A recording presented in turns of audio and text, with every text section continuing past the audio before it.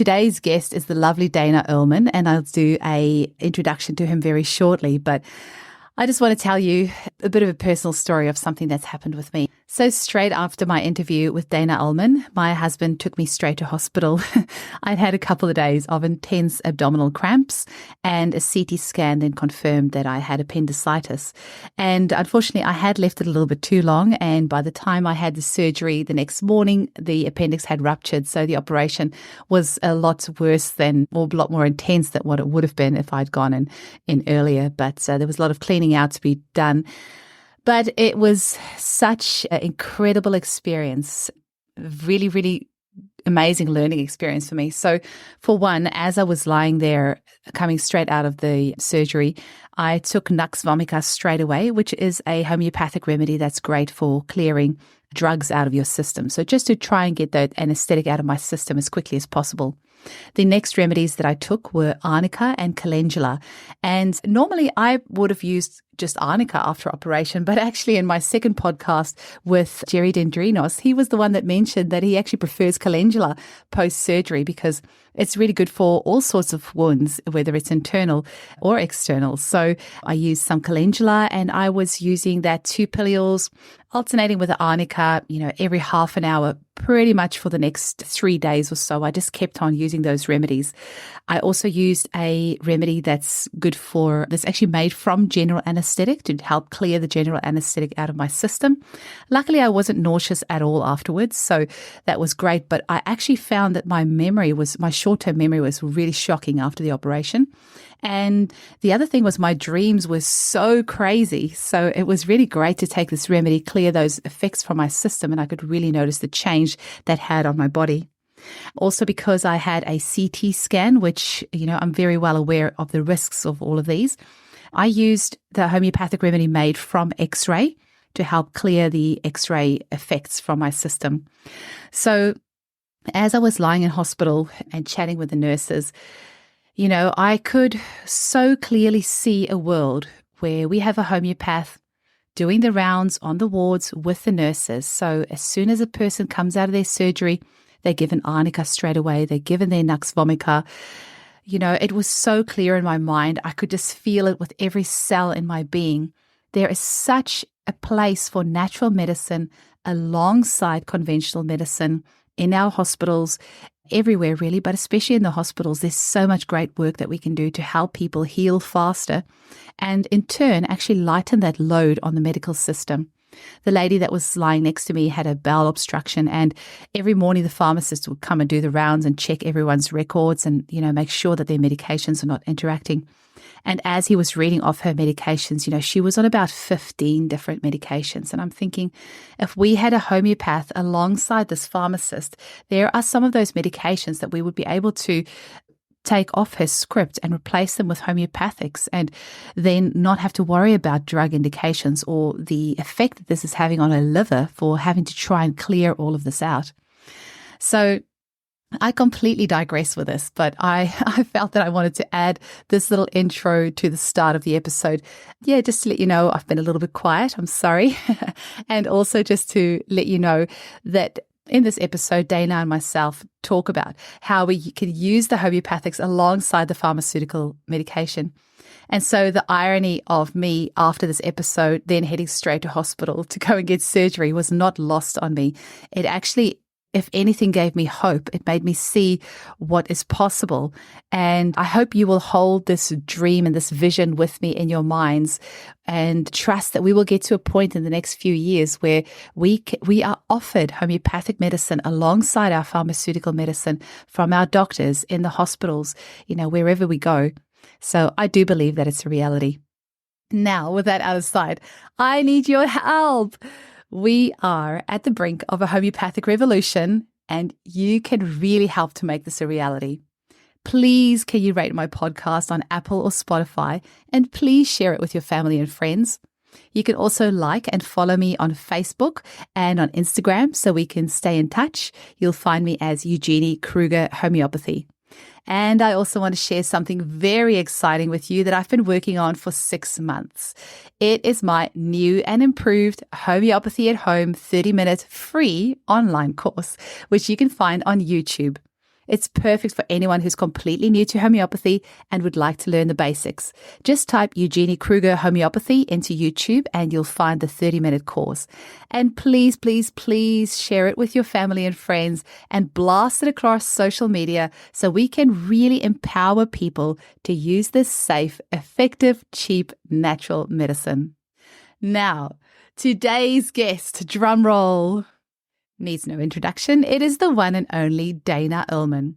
His website is a one-stop shop called Homeopathic.com. It really needs to be the first stop for anyone interested in homeopathy. You can find some incredible information on there, and his blogs are a rich source of really, really valuable information. Dana mentioned something very important in the podcast, which I just wanted to take a moment to highlight. It is called Google Alerts. Now, if you search on your browser for Google Alerts, it will come up, and then you can use the search term homeopathy or homeopathic or remedies. And then if anything comes up in the media around this topic, you will be alerted and you'll be able to go and respond to any skeptic attacks there might be on homeopathy. So that was a long intro, guys. Let's jump right into the episode. And if you've enjoyed this episode, please leave your comments on my Facebook or Instagram or YouTube. Thanks so much. Welcome to the Homeopathy Hangout podcast, where we discuss all things homeopathy from around the world. And now, your host, Eugenie Kruger. Hello, homies, and a very warm welcome to Homeopathy Hangouts. Today, we speak with the one and only homeopathic living legend, Dana Ullman. Welcome, Dana. Legend in my own mind. Yeah, no, in mine too. So there's two of us. It is my dream come true to have you on the show today. You have been passionately helping to make homeopathy accessible and understandable to the general public for many decades now. And your website, homeopathic.com, is a one-stop shop for all things homeopathy, from your amazing blog, your newsletter, your bookstore, your e-courses, your webinars, and everything in between. And you've written several books as well. So we'll definitely go into those today, because one of them, Everybody's Guide to Homeopathic Medicine, I have been recommending for 10 years. It has been my book that has always gone with me. And in my little homeopathy at home course that I teach, I always recommend your book because it's so succinctly written and anybody can self-prescribe using this wonderful book. But I wonder, can you tell us a little bit about how you first got into homeopathy? Sure. Well, I was an undergraduate at UC Berkeley here in Berkeley, California. And I come from a medical family. My father was a pediatrician. And ironically or cosmically, he was also had a specialty in allergy. And that's a little bit cosmic because allergy uses small doses of whatever you're allergic to. And that's a homeopathic principle. In fact, one of the three doctors to found the American Academy of Allergy, the leading allergy medical organization, was a homeopathic doctor from right here in the Bay Area. Wow. And so homeopathy in the field of allergy are sort of kissing cousins, even though many people in the field of allergy today don't know that connection. And so I went to school at Berkeley with not an interest in medicine at all. I was interested in other subjects. But what happened as a junior, I was volunteering at what was called the Berkeley Free Clinic, which is a clinic offering free care, but also that offered psychological counseling and phone service for people that are freaking out or just need someone to talk to. Mm-hmm. And I was working in there and someone had put a little poster on the board saying a study group in homeopathy forming. And I was exploring different alternatives. I heard about that. I said, I'll check it out. And it was started by a medical doctor from Stanford and, of all things, a male midwife. Wow.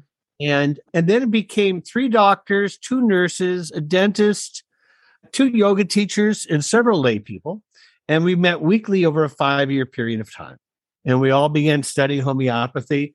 And then I ended up being chosen by the California State Medical Board to be arrested for practicing medicine without a license. And that's a whole other story. And that was really an honor. It was a complaint that was charged against Jesus Christ. So I thought I was in pretty good company. A nice Jewish boy, getting arrested for practicing medicine without a license. And we ended up winning the court case, by the way, because we differentiated that I wasn't providing medical care, I was providing health care. Because at no time did I diagnose or treat any disease. I treated a person, and they couldn't say that was practicing medicine. So after we won the case, I did decide to go back to graduate school. I went to graduate school in public health at UC Berkeley's famous School of Public Health. And needless to say, I'm very proud of that training in public health. And I'm really disappointed in what's happened with public health over the last several years, where we have become basically brown nosers to big pharma. And that was not our training. Our training was recognizing other non-medical methods to sustain social health. And so, yeah, there were a couple decades in my life that I wasn't practicing, but instead I was writing what ultimately became 10 books. And what also, I was working with a publishing company here in Berkeley that was publishing books, and we ended up co-publishing 40 books together by leaders in homeopathy. And I had myself written one book with a medical doctor that was everybody's guide to homeopathy. And it's a guidebook to not only using homeopathic medicines, but because of his medical training, he and I both thought it was important for moms and dads and individuals to know at what point is it important for you to go to a doctor. Because in fact, it's amazing, but the vast majority of times, it's not medically necessary to go to a doctor. I agree. We do just to get things checked out, but the bottom line is, in the meantime, you can use alternative methods. And for those of us that remember and give honor to the father of medicine, the famous Hippocrates, his most famous words were, "First, do no harm." And I think doctors and sometimes parents forget the definition of that word first, because they go to doctors first and then think about safer methods next, which is all crazy. It doesn't make any sense. So the bottom line here is that we created guidelines in this book, whether it be in the chapter on fever or the chapter on allergies or the chapter on headaches. At what point should you go to your condition is so serious, you should go to an emergency room. And then that's one level. And then there's another level. Well, you don't need to go to an emergency room right now, but within a 24-hour period, soon you should go seek some type of health or medical care. And then there's the third level is, well, you don't need to go today. You even don't need to go tomorrow. You should just get it checked out soon. And that provides a lot of relief for people. And to be honest, if we really wanted to reduce our overall health and medical care budgets in our country, our government should provide real detailed guidelines for when it's appropriate to go to doctors and when it isn't. And that's what everybody's guide does, in addition to then describing what medicines to use. I think that's why I love it so much, because it has all, it's a very holistic book, because you do have that baseline of, okay, these are some things to look out for. So as a new mother 10 years ago, it gave me so much reassurance, just, having all this backup. So love it. Yeah, I can't tell you how many moms and women in general have told me that they have that book by their bedside. Yep. And I says, is that on top or below Lady Chatterley's Lover? But, I've never got the answer on that one. But I've really been, and in fact, I've also met younger people who said that they grew up on homeopathy and their parents used my book. So, which is really it is really heartening. So then after that, I ended up writing a book specifically on children, and my father being a pediatrician, I had him review the book, and, he gave me some good guidelines and advice. And my own sister, who had gotten ill in her younger days, so much so that she went to 5 different specialists and had exploratory surgery twice without any answer. And so I finally encouraged her to try homeopathy, and I gave her a remedy. And then I called her a month later, and she says, "Oh, that thing went away on its own." And that really impressed my father, actually, because here was his own daughter thinking that it didn't have anything to do with the homeopathic medicine, but it disappeared within 1 month of me giving it to her that she had for 2 years. Amazing coincidence. Now, mind you, she finally realized her own obstinacy. And, she has since, and her family have used homeopathy a lot. But, and so ultimately, I've written different books at different times. And the most recent one is one that I find the most compelling. And it's a book called The Homeopathic Revolution, which subtitle is Why Famous People and Cultural Heroes Chose Homeopathy. And I was honored that the physician to Her Majesty Queen Elizabeth II wrote the foreword to the book. And he had never written a foreword to any other book on homeopathy. But this one deserved it because this was a really well-researched review of the most famous people over the last 200 years and what they said and did with homeopathy. So I uncovered the stories of 11 American presidents, and then heads of state of, a dozen other countries, from England to Germany to India and Mexico and Pakistan and, all over. And then, of course, different royalty, but not just British royalty from all over the world. But then I also uncovered some amazing stories of the most respected physicians and scientists. The longest story in the whole book is of Charles Darwin. Wow. That's right. And then you mentioned before we even started that just today in my website at homeopathic.com, I wrote a blog about famous Nobel Prize winners. And That's what amazing. they say about homeopathy. And the very first story is the first scientist that won the Nobel Prize in medicine. And he won the Nobel Prize for discovering the tetanus and the diphtheria vaccines. And he said he got the idea from homeopathy. Oh, wow. So, and he said that he couldn't say that before he got the Nobel Prize. But now that he got the Nobel Prize, he could admit it. And it's really an amazing statement.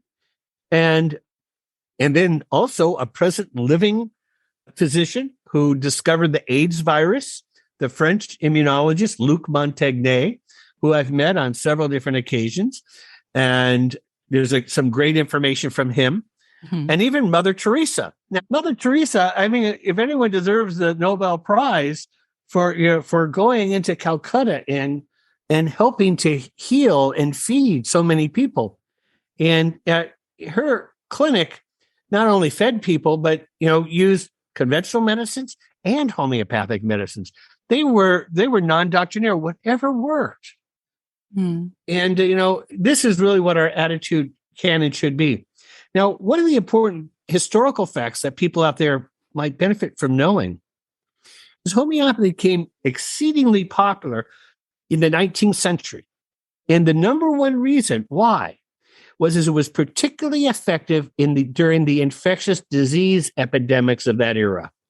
I'm talking about cholera, typhoid fever, yellow fever, scarlet fever, pneumonias, influenza. These make COVID look like mild sniffles that killed large numbers of people.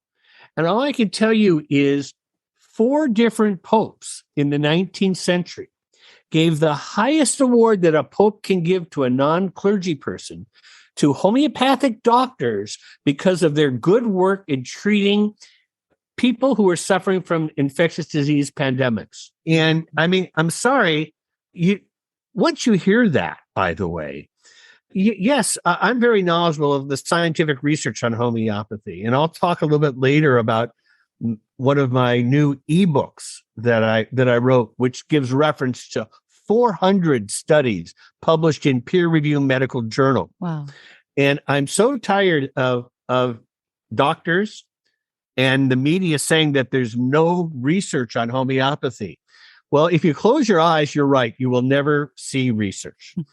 And so anytime you hear anyone say that, you simply know that that person has a different agenda. And the agenda isn't the truth. It's really misinformation. And sadly, for those of us that are hearing a lot of the media today and the misinformation that's going on, and the reason why big media is censoring so much of this information is to protect their biggest advertisers. I'm sorry, I wish it were different. But, it really is sad. So, this ebook, which is called Evidence-Based Homeopathic Family Medicine, is now grown to be 600 pages in an ebook. Now, that's an Acrobat file, and Acrobat is a file that anyone can download for free.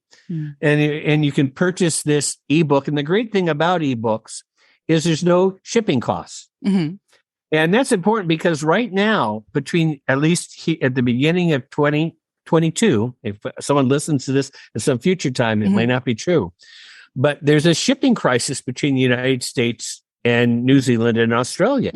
You can't ship books by mail anymore, except if it goes by express. And that can be $100 just for a relatively small package. And so ebooks don't cost any shipping charge. And what every evidence-based homeopathic family medicine has a really solid, detailed information that explains homeopathy. Then it has over 100 chapters on different diseases. And it tells you what homeopaths do to treat that disease. Now, there's no one remedy. In fact, I list usually 10 to 20 different remedies, and I talk about each of the different symptoms that are affiliated with each of the remedies. And then about 15% of the conditions, I don't list any remedies. Because when you're dealing with cancer and you're dealing with heart disease and you're dealing with these more complex chronic diseases, there's too many remedies to think about, and you're not wanting people to try and treat themselves anyway. But in addition to all this helpful information, I also provide reference to, description of, and then even links to the 400 studies published in peer-reviewed medical journals. So that if you're a serious advocate of homeopathy, you can look at the chapter on ADD, for instance. And that's what's called ADD/ADHD, because those are part of the different parts of the same coin. And it makes reference to the study in the European Journal of Pediatrics. It makes reference to other studies. It talks about some of the remedies that were used. And so you can use this to tell your other family members that may be skeptical of homeopathy. And I don't have a problem with anyone being skeptical, but there's good skeptics and there's bad skeptics. There's good skeptics who say, well, I just don't know. I mean, what's worse is people say, I know there's no research. You can't convince me otherwise. Well, I mean, it's like you're saying you're ignorant and you're wanting to be ignorant. So you're right. I can't change that. Absolutely. And you regularly share that on your Facebook page as well. I've been following you for ages. And I love how you share research from all over. I mean, Spain and Italy and India. And obviously there's you are the one homeopath that I really credit with really holding your hand on the research, because in your YouTube. So people out there, make certain, don't try and befriend me on Facebook. I have a personal thing on Facebook. No, I mean your business page. What I also have is my business page. Yeah, that's which the one is called Homeopathic Family Medicine with Dana Ullman. And there you'll see that I post a lot of good news. That's what it is. And now, mind you, Facebook will not alert you to this good news. They will, because every time I post something, it goes out to 2 or 5% of the people who are linked. So if you really want to keep informed, once a week or once a month, you should go to my site just to see what's new, and then scroll to see all the different. I only post a couple of things a week, so I don't inundate people. I just do the best of the best. But speaking of my ebook, I had this ebook that's been growing for the last 10 years. And then about 4 years ago, I realized that this is the YouTube generation, that people not only want written material, they want a video. So I created an e-course called Learning to Use a Homeopathic Medicine Kit. And what that does is that has up to 80 15-minute videos. So they're all short. And so there'll be a thing on headaches, there'll be a thing on allergies, there'll be a thing on earaches and these different subjects. Mind you, the first many videos explain homeopathy, and that's really important. And I also give information of how to store homeopathic medicines, and how to dose homeopathic medicines, and each of these have a certain thing. And the nice thing about having these 80 videos is you don't have to watch them all, but they're they're accessible to you when you want them. Now, mind you, if you don't want 80, then you can choose a selection that we have of 60, 40, 25, or 15. And each of them comes with the ebook. So everyone gets that 600 plus page ebook. And once again, that's not something you have to read. What you do is it's like an Acrobat file that has a table of contents that's on the left-hand side of the page, and you can then go to whatever chapter you want, and depending upon what's happening, or you can use the search part if you want to look up the word earache, or if you want to do PMS or arthritis, you can find it. And the nice thing about eCourse is, once again, there's no shipping charge. So especially if you're down under, where shipping right now is a problem, this is a great way to access information. And all it takes is you to use a homeopathic medicine once, so that your kid with the earache doesn't need a round of antibiotics.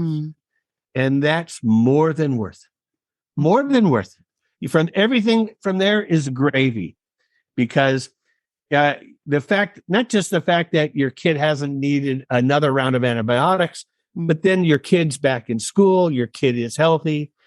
And ultimately, in fact, when children get sick, when they treated in a healthy way, the child gets stronger, not weaker. And what's happening now is we are so mismanaging so many acute ailments, including COVID, that it's turning into long COVID. And one of the reasons why I think that's happening is I wrote an article about this subject too, because I wrote an article in 2018, which was 100 years after the big flu pandemic of 1918. And what people don't know is that in 1917, 1 year before 1918, the drug aspirin went off patent. And aspirin was a wonder drug. It not only reduced pain, but it lowered fever. So the AMA thought this was such an important drug for people with a fever and the flu that they recommended 30 aspirin tablets a day. 30. That's shocking. And the year before this great outbreak. And the reason, and do you know what killed people during that pandemic? They had bleeding in their lungs. Oh my God. Now, what drug do we know that causes bleeding? Yeah. It's aspirin. And so even today, they will not admit the culpability. Now, they didn't kill everybody. This particular virus was a particularly bad one, but the AMA killed a lot of people. And so even today, people aren't using aspirin, but they're using other types of fever-suppressing drugs. And although they provide some short-term benefit, they do. The very fact, you see, fever is the way our body learns how to deal with certain viruses and bacteria, so that when we get reinfected, we know how to do that. So because people are not doing that, they're suppressing the body's own immunological response, they're getting reinfected. And then they're getting long COVID. I'm not an advocate of steroids. I know some of our people that are looking at alternatives to the conventional medicines for COVID include steroids in some of their protocol. That drives me a bit batty. But, I recommend the use of homeopathic medicines as a way of strengthening a person's immune and defense system. Because when you're dealing with the infectious disease, the conventional model is to attack the microbe. But the other method that historically has been used also is to do something to strengthen the person's own constitution, to strengthen their own immune and defense system. So instead of attacking the microbe, you provide nourishment and augmentation of the body's own defenses, so the body is more capable and more resistant.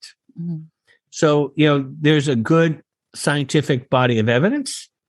There's an impressive historical body of evidence. And then what I do in my e-course, every single video begins with a story from history or the present day, with a famous person and their connection to homeopathy.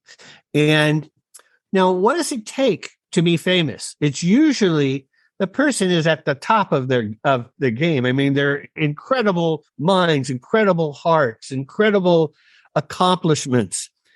And what do they need to do to get there? Now, I'm not saying that just because you do this, it gets you there. It just is one of the many things that help. And so what you want to do is create your own strategy for operating in an optimal way, and to use safer methods first. And you don't even need to go to a doctor. Okay. At the same time, I mean, I'm a big advocate for appropriate use of surgery. I'm a big advocate for the appropriate use of antibiotics. I'm a big advocate for whatever works, as long as one explores and exhausts safer methods first. I absolutely agree. Absolutely agree.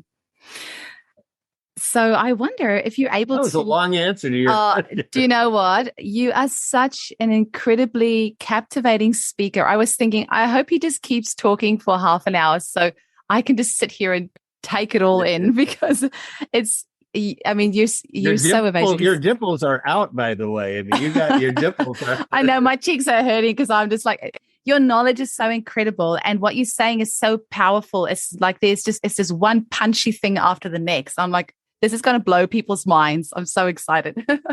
But so I wonder, Dana, are you able to just maybe very lightly touch on the topic of homeopathy being talked about as nanomedicine? I know you were one of the first people to talk about that, I think in 2006, you said?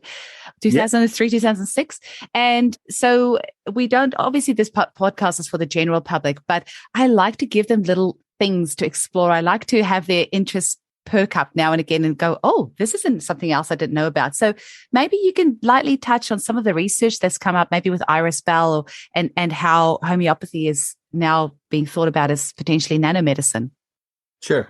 Well, first of all, the term nanomedicine and nanopharmacology are really new. The very first time the word nanopharmacology was used in a scientific journal, a leading scientific journal, was in 2006. Only literally 15 years ago. By me, that's right. And by in a very respected scientific journal called FASIB, which is the Federation of Experimental Biologists. And the editor was very antagonistic to homeopathy. And he wrote an editorial attacking homeopathy. And he mentioned my name specifically because this was at a time that there was some anthrax scares. And the drugs that some doctors were recommending that people take as a preventive were so dangerous that I thought that people should try and avoid taking such dangerous drugs. And so once he attacked me, you often get to respond, and they'll publish a short response. So my response was, let's have a serious discussion on homeopathy and nanopharmacology. And you see, I've always tried to describe homeopathy in a user-friendly manner. And I've always tried to describe homeopathy in a modern, if not futuristic manner. In fact, way back in 1988, I wrote a book called Discovering Homeopathy, Medicine for the 21st Century, which is a sort of a silly title today. but in 1988, that was a distant future. Now we're living. That book, actually, a different physician to the Queen of England wrote the foreword to that. Wow. I remember in 1999, when our president was Bill Clinton, they had a scientific committee that was making predictions about the future. And they were saying that the field of nanotechnologies and the discoveries that were going to happen in that arena were going to supersede all the other revolutions that we've ever previously considered. And I agreed with them. And now, mind you, there's some that they still don't even have any inkling of. And right now, if you were to do something called a Google Alerts, we were talking about this beforehand, but if you have any favorite subject, homeopathy or any other subject, even if you want to follow some famous person, you can go to what's called Google Alerts. If you just do a Google under Google Alerts, you can then sign up and Google will send you daily or weekly emails telling you which websites, which have had stories on that particular subject. Mm-hmm. And so I do a Google Alerts under the word homeopathy and homeopathic under my own name, just out of curiosity, and then under the words nanopharmacology. And you won't believe how much, stuff is going on around that. And in fact, it's ultimately a multi-billion-dollar field that all types of pharmaceutical companies are exploring nanodoses. So I describe homeopathy as the original nanopharmacology. And part of the research that Iris Bell and others have done, and Iris is an MD, PhD, both from Stanford University. She's at the University of Arizona. And she has written some of the most incredibly well-written technological and reviews of homeopathy as a nanomedicine. Mm.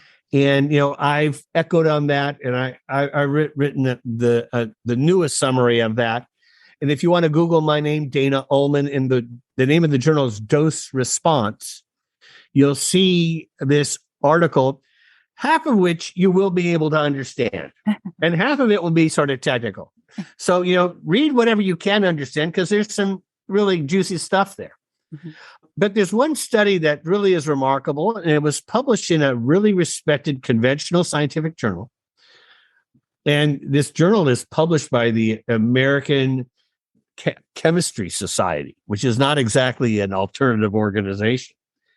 And it was a group of scientists that found that they took 6 different metals: gold, silver, copper, tin, zinc, and platinum. And they diluted them 1 to 100, 6 times, 30 times, and 200 times. And then they used 3 different types of spectroscopy, which is this modern technological way to look at nanoparticles of these different substances. Mm. And they were able to find these nanoparticles of these original metals, even after they diluted it 1 to 100, 200 times. Mm. And they went on to explain it in a relatively simple and logical way. Is that when you take any substance, plant, mineral, animal, or chemical, and you put it in a glass test tube, and then you dilute it in water. And in homeopathy and in our pharmacies, they use what's called a double distilled water. So they distill it, which is a way of getting all the mineralization out of the water so that you're creating only H2O, not all the mineral content that's in it, our normal water. But they distill it once and they distill it again. So it's what's called the highest grade of clean water. And you take that clean water and then you put a substance into the test tube and you vigorously shake it 40 times. It's the way they make a medicine. That substance will, of course, blanch against the side of that test tube. And it will cause little tiny fragments of silica to fall off the glass wall and infiltrate the water. And in fact, other research has found that there's 6 parts per million of silica fragments that's floating in the water. Then whatever you're making into a medicine, because of the turbulence you're creating in that test tube, is pushed into the silica fragments. So then when you dump out 99% of the water, a lot of these fragments just cling to the glass walls. And then you do it again and again and again and again. And these fragments end up then breaking up into smaller and smaller and smaller units. Mm. And then because of the turbulence of the water, it's the same way something gets magnetized is you have a metal and then you commit motion around it. Mm-hmm. Or you take another piece of metal that has magnetized and that helps to create a magnetic field. And so these particles get smaller and smaller and smaller and smaller. And they not only then have a particulate matter. In fact, conventional scientific research on gold has actually found that when you break gold into these smaller and smaller units, gold becomes magnetic, that it actually has its own magnetic field. And in fact, my premise is eventually, and my prediction is, eventually we'll find that any substance can and will create its own magnetic field when it's introduced to water in this circular fashion. And these nanodoses, however, will not have any effect. They will not have any effect unless the symptoms of the sick person happen to be similar to the toxicology of what that substance causes. And then that person has a hypersensitivity to that substance. And just as the way a vaccine might vaccinate against a specific pathology, because this medicine is most similar to your own resident field, it creates an immunological reaction to your own defenses. So, I've actually mentioned this description to some serious skeptics, and they step back and they still look for some other reason to not dig on homeopathy. Don't get me wrong. These skeptics are wiggle worms. I go to their websites and commonly will question things they say about homeopathy, and then I'll be debating 40 people at the same time. And I do feel like Sir Lancelot, Yeah, you are the one person I will not go and debate, because you have got so much knowledge on homeopathy and the history of it as well. And I wish people would just learn from history. Why do we keep on having to repeat the same mistakes? But then from history, going back into the future is, as we're sitting here, I can see 50 years from now, or hopefully just 10 or 20 years from now, people listening to this podcast saying, oh, now we already know that there is this energetic field around all these substances. And yes, it does generate that response in the body. Oh, wow, that was so futuristic, because what you're saying just resonates with every cell in my body. And I just really hope science can catch up quick enough so that we can prevent the suffering that's happening at the moment, this needless suffering, when homeopathy has so much to offer. Yeah. Well, we can and will expect, and I have to predict this too, that the forces in Big Pharma will be resistant to this because they make so much money and they employ so many people, and they now own so much media with their advertisement that I'm just saying, you don't always expect big media to catch up here. This is something that you have to do sometimes on your own, with your own group of people, with your own network of people. And no matter what people say, just champion on. Well, we see the evidence in our family every single day, and with the hundreds of mothers that I work with. So it's easy to do. I know. In my practice, and of course, I only see patients now on Zoom and Skype, so I can see people all over the world. And what's so great is every day in my practice, I don't cure everyone, no one does. But every day there's another miracle. There's just another amazing progress.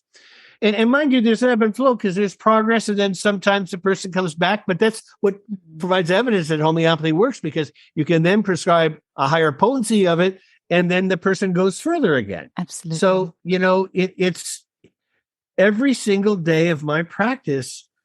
And I should tell you that for a couple of decades, I didn't practice. So when I went back into practice, I said, so this is what I've been advocating all these years. And it was such a pleasure to go back into practice. And so see the results for yourself. Yeah. So Dana, maybe we can finish off on what are your hopes and dreams for homeopathy into the future? Whoa. Well, I've always been an optimist about homeopathy, and I always assume that something will happen that will take us to the other level. And despite the resistance, we stand on incredibly large and broad shoulders of the history of the people before us, not just homeopaths, but homeopathic patients who have really provided such great contributions to the world.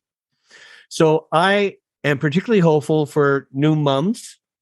There's a group of mothers in Texas, United States, who've really taken a real big passion to homeopathy. And I believe that mothers are going to change the world before scientists do. I agree. And so, your work, educating moms is just so critical for that. And so I invite people to my website at homeopathic.com. I invite people to my Facebook page at Homeopathic Family Medicine with Dana Ullman. I invite people to my Twitter account. I'm called Homeopathic Dana there. You're more tech savvy than me, Dana. I don't even have a Twitter account. Yeah, right. Well, you don't need a Twitter account to even just see what other people are doing. Yeah. But so, the whole idea is what I try and do is be Dana, a homeopathic seed, where I provide seeds of information so that people can take it home and grow their own knowledge, grow their own experience, and so that you can see the miracles that homeopathy provide. Absolutely. Thank you so much for today, Dana. And I just want to say to all our listeners, go to homeopathic.com. Go have a look there. You will lose yourself in there for hours and hours. There is so much incredible information. Thank you so much for all your work, Dana. You are a living legend, and it's such a privilege to get to speak with you today. Thanks a lot. Thank you. Peace out.